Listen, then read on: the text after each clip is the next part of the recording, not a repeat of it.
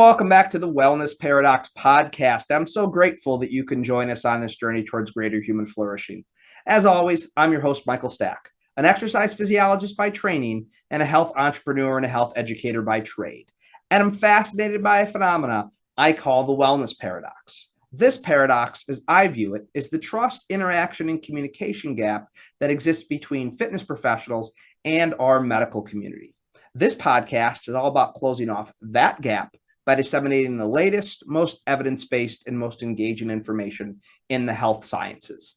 And to do that in episode 72, we're joined by Lindsey Rainwater. Lindsey's the founder of the Women in Fitness Association, or WIFA.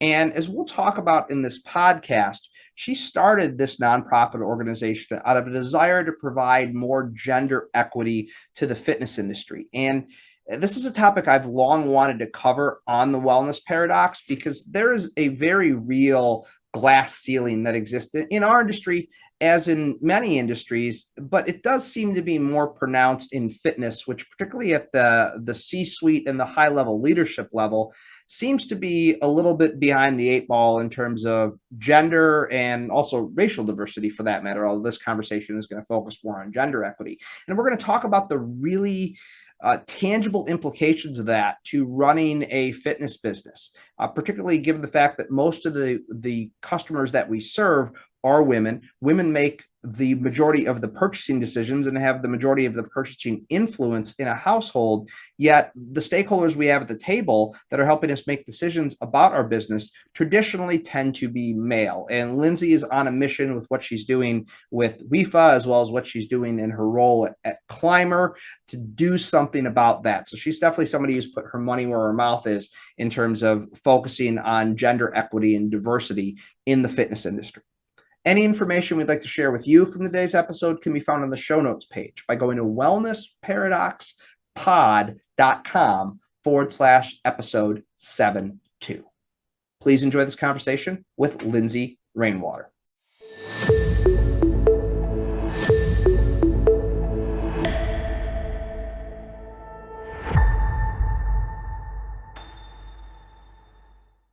Today, we're delighted to be joined by Lindsey Rainwater. Lindsey, thank you so much for joining us today. Yeah, thank you so much for having me.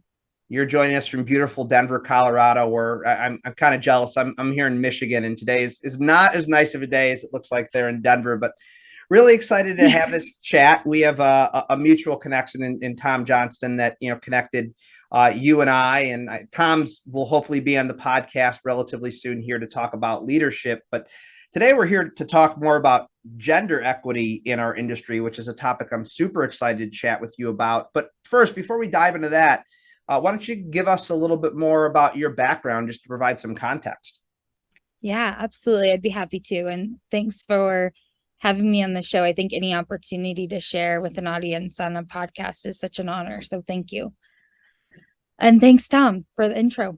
Absolutely. Oh gosh. So I've been working in fitness for 21 plus years. Started in my first health club when I was 17. Went from front desk to assistant manager. And in the 90s, front desk people did everything from checking people in to providing weights and measurements, and God help us all, putting together workouts. Which in that era was like a combination of selectorized equipment circuits. So it was like, okay, do your leg extension. And it was like, pick a leg, exercise, pick a upper body exercise. It's just, thank God those women were moving is what I think now. Yeah. I worked in YMCAs, did a lot with membership development in the earlier part of my career.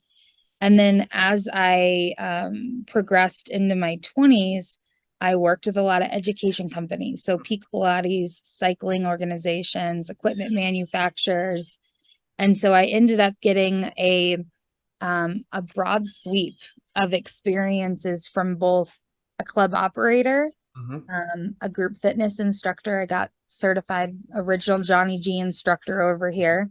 And I have an affinity for programmed workouts on equipment and group fitness experiences. I got to work with Les Mills for a really long time. Wow. Yeah. And most recently, for the last 5 years, have been growing the Women in Fitness Association. Hmm. And also I'm the CRO at Climber. So I oversee the commercial sales and the go-to-market strategy for the way that Climber is selling B2B. And we're the first vertical climber in the market that is a connected climber. Hmm. So Versa Climber paved the way for the last 43 years, and we've kind of come alongside and created a sleeker version of the machine that can also be programmed and then offered in people's homes. So if I look at the last 20 years of my career, it really has everything to do with getting people moving, Hmm. connection through exercise, both with other people in groups, but then also with ourselves. Yep. And then my passion project, WIFA, which I was fortunate enough was my career for a while the association was really well funded. It was able to have me as an employee in 2001, or not 2001, 2021. um, but a theme in my career is gender inequity. Yeah. I remember being in sales and business development with Les Mills, and every single appointment I went on, I was meeting with a male club operator. And then when it was time to implement, I was always working with a female manager. And I always thought to myself, so when are the women going to be the ones running the clubs Yeah. from a profitability standpoint? Because, I was always working with the number two or the number three in the facility, and it was always a woman doing the work. But the person that owned the business was a man. Fast forward to 2017, I was at the URSA convention, which a lot of people know. It's a big trade show conference in fitness. And I attended a women's summit. So it was like a 2-hour summit. I was pregnant with my first son. And I really wanted to network with women that were running their own businesses and knew what it was like to be a mom. Because I didn't know that I knew a lot about business. I didn't know the first thing about being a mom. And it was really hard to figure out which women were available Yeah. to be mentors or to support one another, because they were all just kind of trying to climb that ladder and get ahead. And when I came home from that show, I started looking around like, well, is there a professional association for women in this industry? And by God, there wasn't. And so I had the great fortune of meeting some women that had 30-year tenure in the industry. And I grabbed a few and said, hey, what if we started a nonprofit that was totally in service of getting women together to network and support each other? And WIFA was born, and I've been tenaciously serving as a board of director founder ever since. And we've grown from 0 members to impacting 3,500 women over the last 5 years. And it's a really exciting project to help champion the efforts of women, and has nothing to do with man bashing or men not having opportunities. Like all my Right. greatest mentors, I've had some amazing male mentors.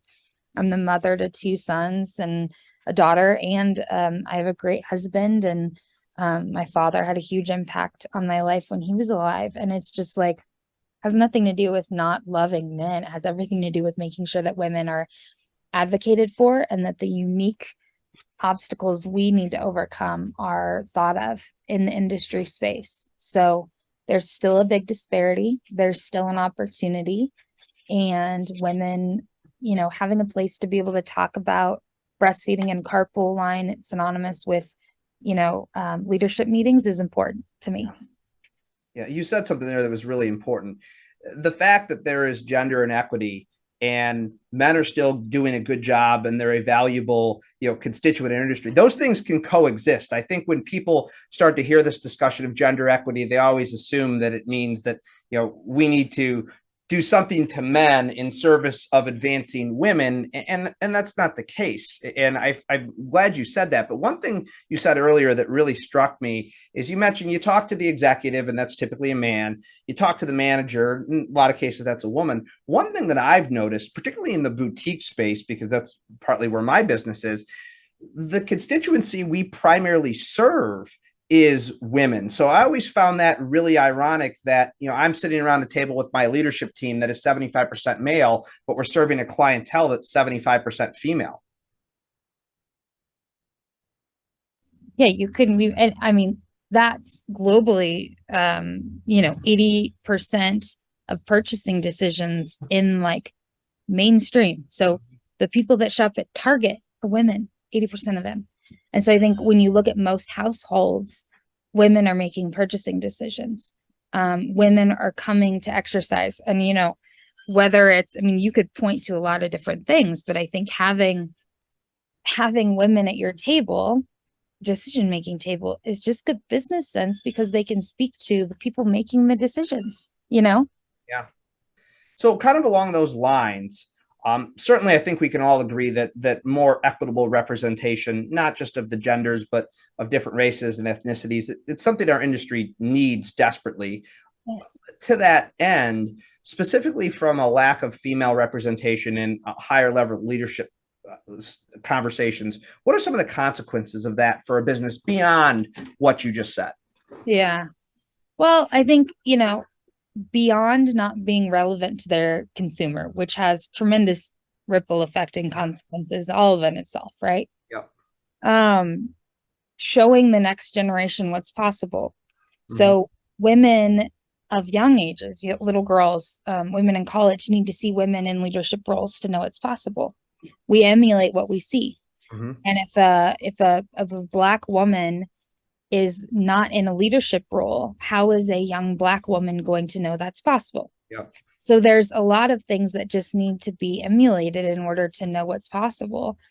Additionally, it's just the right thing to do to make sure the opportunity is spread around. And I mean, beyond not being able to like see someone in the role, I just think it's important that, you know, people are represented appropriately. Mm-hmm. So I think there's lots of consequences that, you know, we could run through, but at the end of the day, it's like, we need to see what's possible as individuals. We also need to provide opportunities to more than just people that, you know, look or talk just like us. We need to create diversity in our decision-making capacity to represent more than just people that I always say look like could be my sister. Like, I'm not trying to just hire people that could be related to me. Like, we need to diversify in all aspects. And the penalty to that is that we'll miss out on the beauty that comes with seeing things from different perspectives, in addition to the business repercussions. Yes. And again, both of those are true, right? Like the relevance is critically important. And you said it, the biggest stakeholder to engage with, it's the woman that makes the purchasing decisions, that brings the man and the kids and everyone to a facility. So I mean, I think that there is a business implication as well as kind of an ethical implication here. So you said, you know, Women in Fitness Association, I mean, you serve 3,500 women in what you do.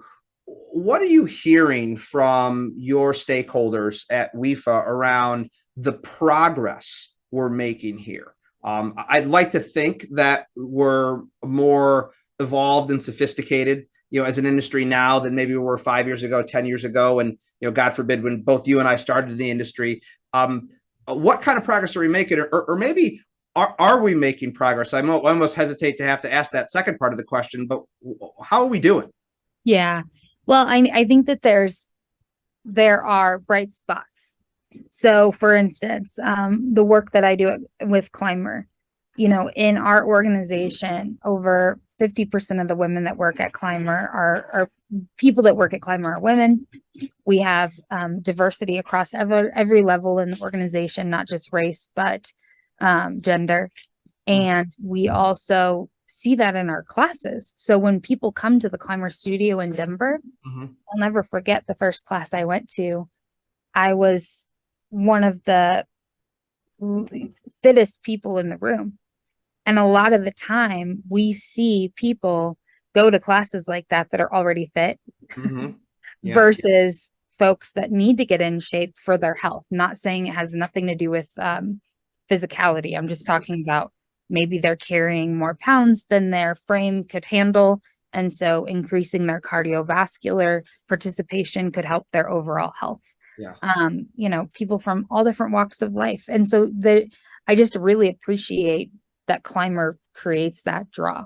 So there's that part of bright spots. I look at other organizations. I was at a show earlier this year in June, and I had the experience of, I was nursing at the time, I have a daughter that's about to turn 1, and the conference I was at was not able to support me comfortably breastfeeding anywhere that was within quick walking distance of my meetings. Yeah. So I had to go, like, if I wanted to privately breastfeed, I had to either hide in a bathroom without a chair or go to like this random place that the conference had deemed their green room. That was a 15-minute walk from the trade show floor. So it's like nobody thought about a breastfeeding mom when they were planning the conference.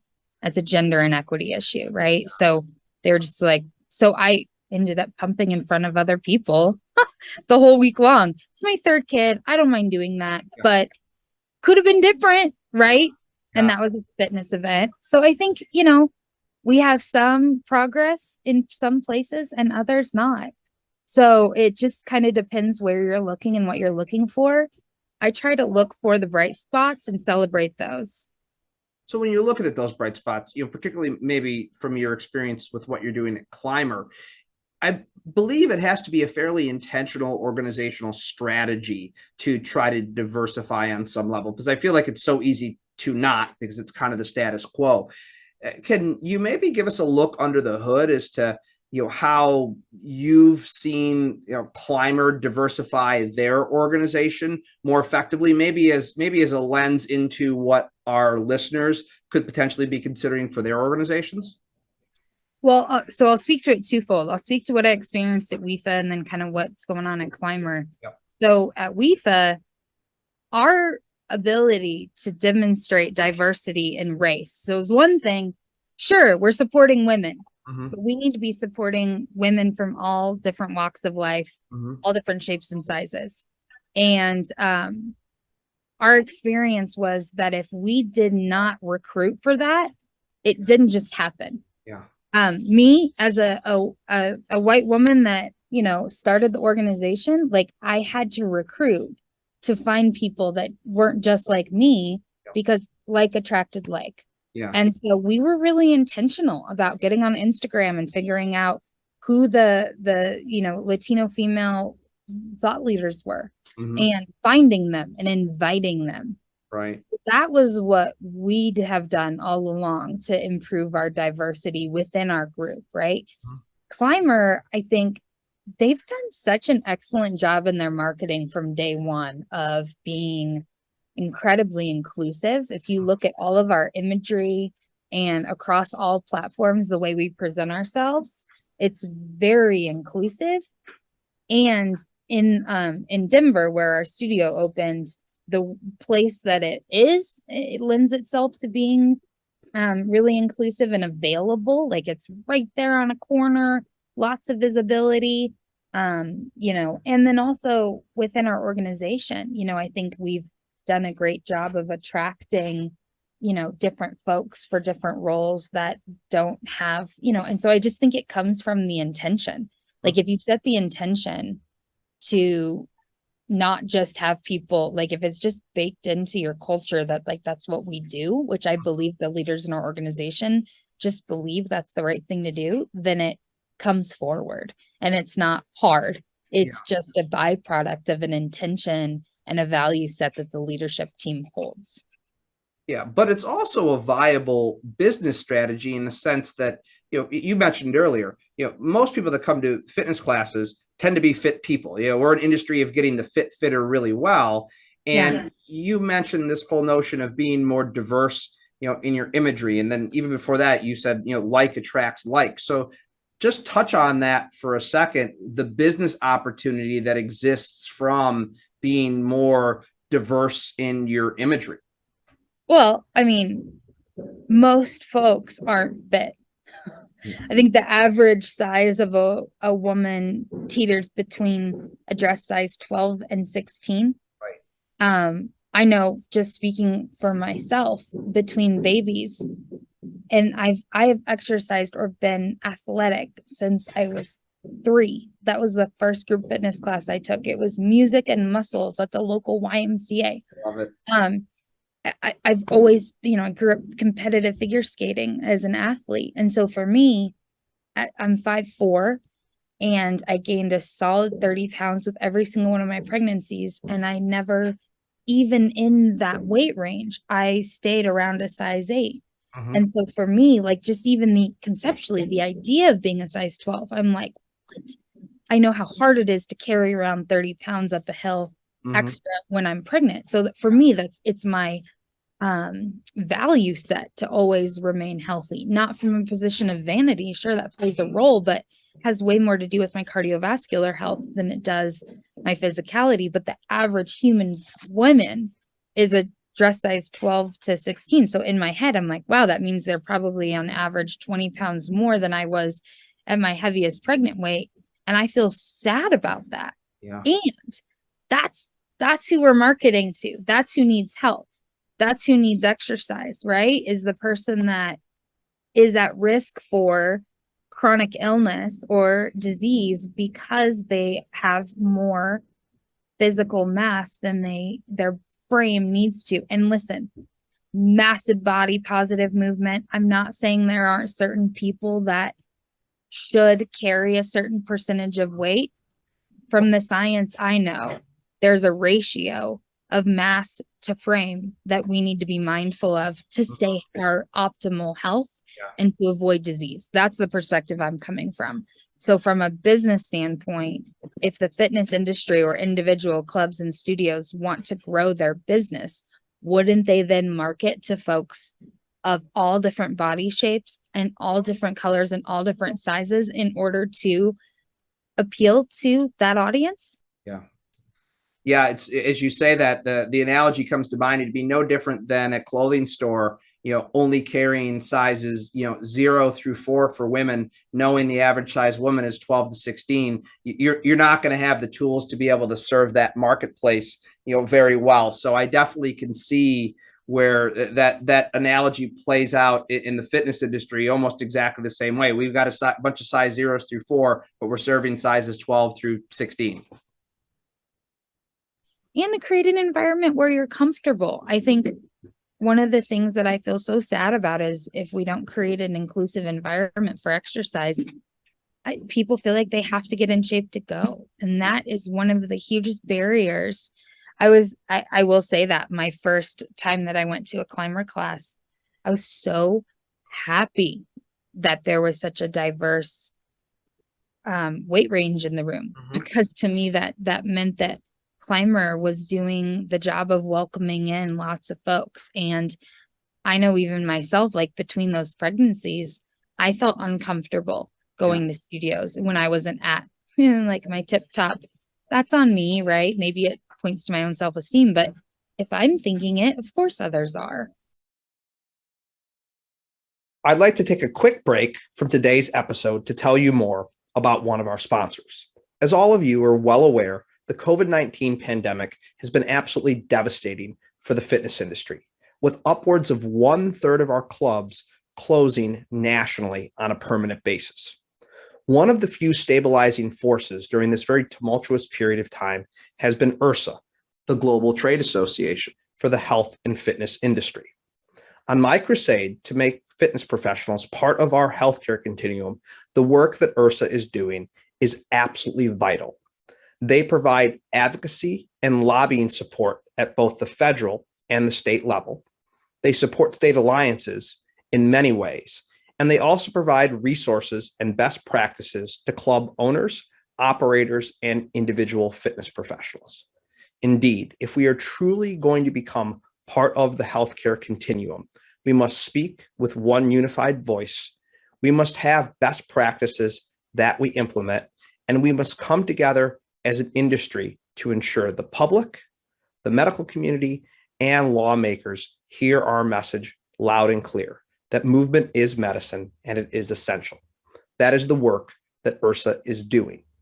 They've recently revamped their membership structure, allowing large clubs, small clubs, boutiques, and individual professionals to join the organization for an appropriate price that allows them to have access to all of these many great resources and allows us to unify and amplify our voice as an industry. For more information on the amazing work that IHRSA is doing, go to their website, IHRSA.org. That's IHRSA.org. ihrsa.org, ihrsa.org, to look in a little bit further into the work IHRSA is doing to unify our industry, to move us closer to being a part of that healthcare continuum. Now back to today's episode. Yeah. No, it's a reality that, I know Planet Fitness kind of coined the term gym intimidation, but I mean, that is a real thing. And I often think that fitness professionals have never had to experience that. And so it's very hard for us to empathize on that level. So even though that not specifically around the gender equity conversation, just the broader diversity conversation, I think it's equally as important. So I'm curious, obviously you were one of the foremost experts on gender equity in the industry, because to my knowledge, there's very few organizations that do what WIFA does. And so as our audience is sitting here listening to this and they're shaking their head and they're going, yes, we need to create more diverse organizations. What are a couple takeaways that you can give people that are actionable, that are actually thinking about this, say, hey, I want to do something? What are some actionable takeaways from this conversation? Well, I think depending on the role that the person is in, they can take action in their own sphere of influence. Mm-hmm. So if it's someone that owns a facility and you are making hiring decisions, I'm going to talk to you first. Take a look at who you're hiring and ask yourself some hard questions about, are you hiring people within your own network, and your own network just is a bunch of people that look like you? Mm-hmm. If that's true, then expand your network, which is going to require some work on your part. You're going to have to reach out to people you've never met before and make cold introductions. That might look like asking if a person that is the missing diversity, whether it's female or a Black, American, like whatever diversity you're missing, finding those people and then having potentially uncomfortable conversations to expand your network. Yeah. And invite people in, make the effort. And just, there's a lot of networking groups in particular that specialize in diversity. WIFA is one for gender. So if you don't know where to start, WIFA is a nonprofit. Yeah. Sponsor something. Say, hey, can I be part of publishing the blog next month, and throw some money at the nonprofit and say, I would like my name to be featured on this, and start to become synonymous with that. Yeah. If that's something that you want to take action on. But I think you have to, if you're a leader, you need to look in the mirror first and see what you're contributing. If you're contributing to the problem, if you're helping create the problem, or if you're helping create the solution. And depending on those two outcomes, you can then take some action based on that.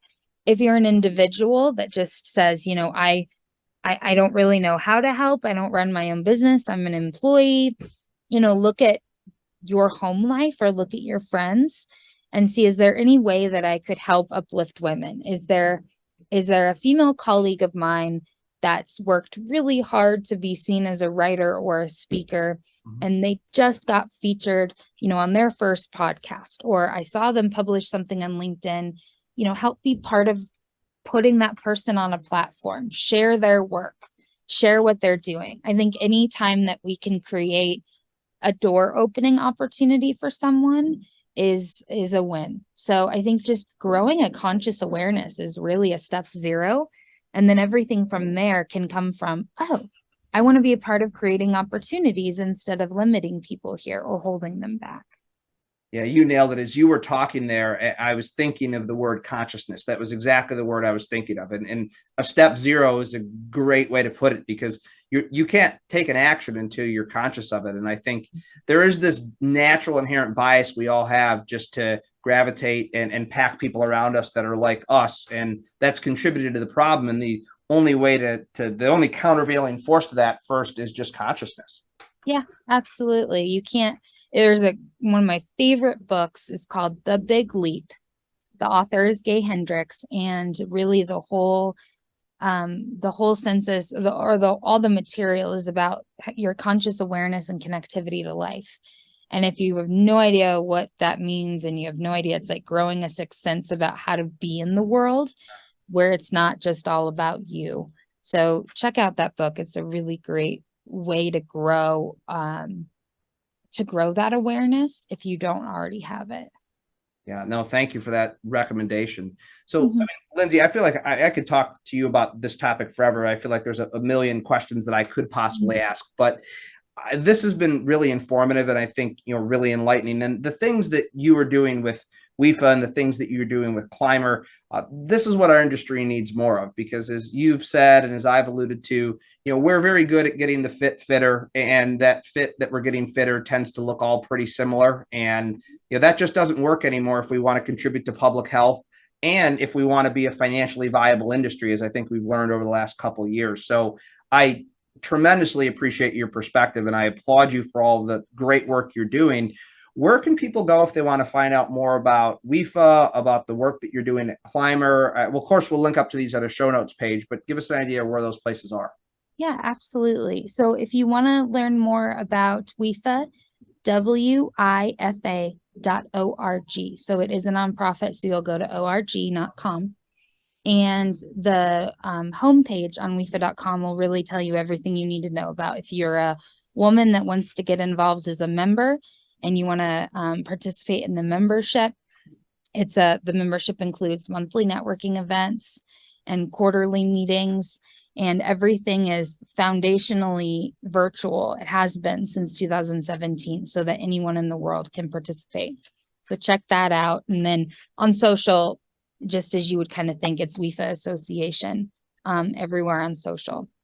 Climber is spelled C as in cat, LMBR. So it's very clever. And climber.com. And we are between version 1 and 2 of our machine. So what I feel really excited about is in November, we're going to start shipping version 1 of our machine. And there's 2 varieties. One is connected, which will enhance the home user's experience. And then the second is called the pure. And that's really going to explode the group components and allow studios all over the world to be able to offer group climbing classes. And we'll start offering instructor trainings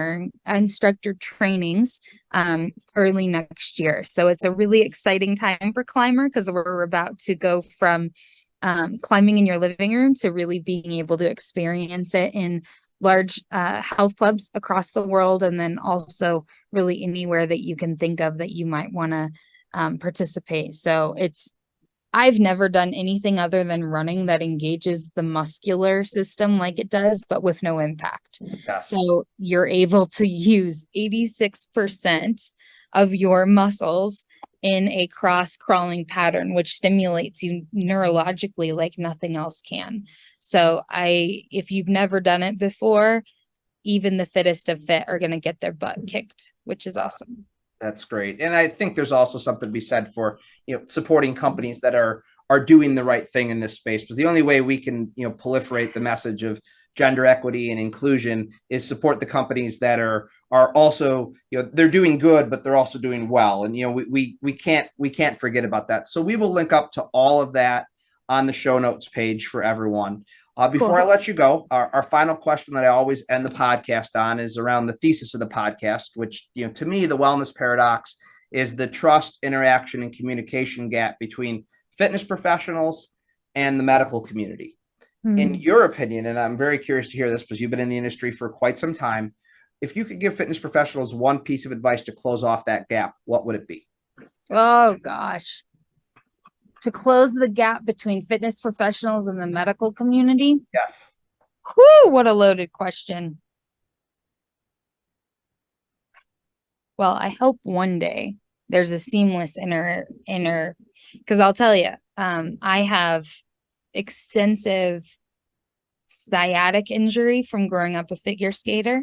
Mm. And then I had 3 kids in 6 years. Mm. So what frustrates me is that when I go to my neurologist, they don't ask me about my workouts. Yep. Right. Yep. And then moreover, when I'm at the chiropractor or I'm working out, they don't ask me about my neurologist. Yeah. And what I hate is one of the biggest barriers is my insurance. Mm-hmm. So this like head knock between where does insurance stop and where does insurance end? So it's not really advice for a fitness professional. It's the call to action, in my opinion, is finding a way to get exercise in the same category as physical therapy, so that we can, because even if you get PT after, let's say you have shoulder surgery and you go to physical therapy and it's prescribed, you might get a cut through your insurance, but you still have a deductible, right? You have to meet, or you have a copay. So, all that to be said, I think our job as a fitness community is to get the medical community seeing the link between prevention, and to all get on the same page that keeping people healthy doesn't take from the side of healthcare where we're trying to make money because people are sick and we're trying to get them well. Once we get them well, keeping them well won't keep money out of their pockets, right? So it's like this holistic thought process around keeping people well longer doesn't rob Peter to pay Paul. It just feeds the whole ecosystem properly. And so that's a really big ship to move that goes from everything that we eat to the drugs that we take. Like, it's all encompassing. But I think if there's a way for us as an industry to, so I think where that starts is, fitness professionals get certified. Let ACE or NASM or one of our certifying bodies support your professionalism so that you can be taken seriously in the environments you train. Don't just learn a bunch of workouts and then feel like you can start charging to train people. And then be on the lookout to further that. Get a kinesiology degree. Take the steps to further educate yourself so that you're getting closer and closer to that medical way of thinking, so that soon in the near future, my hope is that physical therapists and personal trainers are working hand in glove. Well said. Well said. Lindsey Rainwater, thank you so much for joining us on the Wellness Paradox. Thanks for having me. Well, I hope you enjoyed that conversation with Lindsey as much as I did. If you found it insightful and informative, please share with your friends and colleagues. Those shares make a massive difference for us. Any information we'd like to share with you from today's episode can be found on the show notes page by going to wellnessparadoxpod.com/episode 72. Please be on the lookout for next week's episode when it drops on Wednesday. And don't forget to subscribe through your favorite podcast platform. Until we chat again next week, please be well.